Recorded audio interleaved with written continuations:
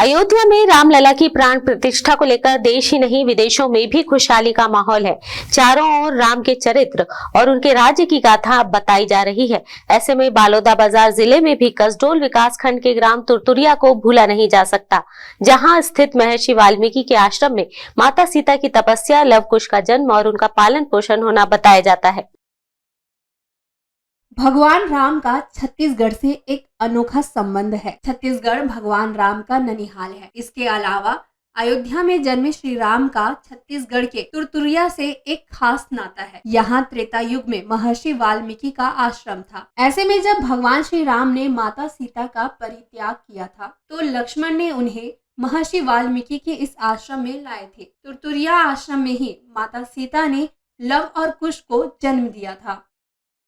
अब हम लोग तो वहाँ पहुँच नहीं पाएंगे सर जी, इसलिए हम लोग उसका यहाँ पे 2 बालक हैं लव कुश, उसके दर्शन के लिए आ गए हैं हम लोग। अब अयोध्या बहुत दूर है, यहाँ से हमारा गांव नज़दीक है, बोयर गांव खल्लारी, तो हम लोग उसके बालक हैं लव कुश। दर्शन एक ही है, चाहे राम भगवान के लिए आएँ चाहे लव कुश के लिए आएँ। तो वहाँ जाना थोड़ा दुर्लभ है। अभी 22 तारीख के बाद जाएंगे कभी भी।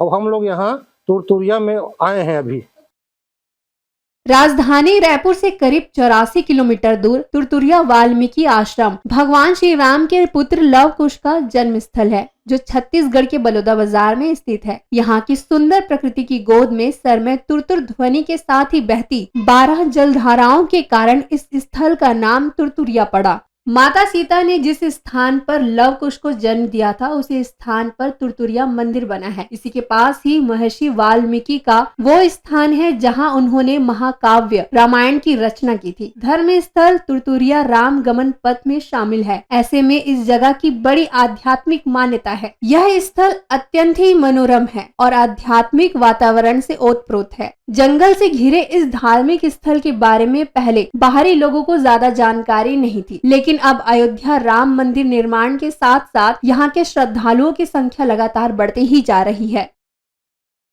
इंडिया टाउन न्यूज के लिए बलौदाबाजार से चंद्रकांत वर्मा की रिपोर्ट।